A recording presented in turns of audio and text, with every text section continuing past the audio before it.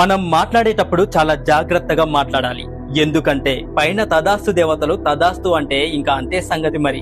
అయితే చాలా మందికి ఒక సందేహం ఉంటుంది, నిజంగానే తదాస్తు దేవతలు ఉన్నారా లేరా అని. అసలు ఈ తదాస్తు దేవతలు ఎవరు, వారు ఏ సమయంలో తిరుగుతారు, తదాస్తు దేవతల గురించి మన పురాణాలు ఏం చెబుతున్నాయో ఈ వీడియోలో తెలుసుకోబోతున్నాం. పురాణాల ప్రకారం తదాస్తు దేవతలు ఉన్నారు.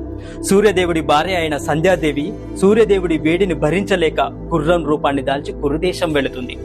గుర్రం రూపంలో ఉన్న సంధ్యాదేవిని చూసి సూర్యదేవుడు కూడా గుర్రం రూపాన్ని దాల్చి సంధ్యాదేవి దగ్గరికి వెళ్తాడు. ఇలా వీరిద్దరి కలయిక వల్ల పుట్టిన వారే అశ్విని కుమారులు. సూర్యదేవుని కుమారులైన అశ్విని దేవతలనే తదాస్తు దేవతలని అంటారు. వీరు వైద్య శాస్త్రానికి అధిపతులు. అశ్విని కుమారులు ఒక చేత్తో ఆయుర్వేద గ్రంథాన్ని, మరో చేత్తో అభయ హస్తాన్ని చూపిస్తూ వేద మంత్రాలను జపిస్తూ తిరుగుతూ ఉంటారు. తథ అంటే ఆ విధంగా, హస్తు అంటే జరగాల్సిందే అని అర్థం వస్తుంది. మనిషి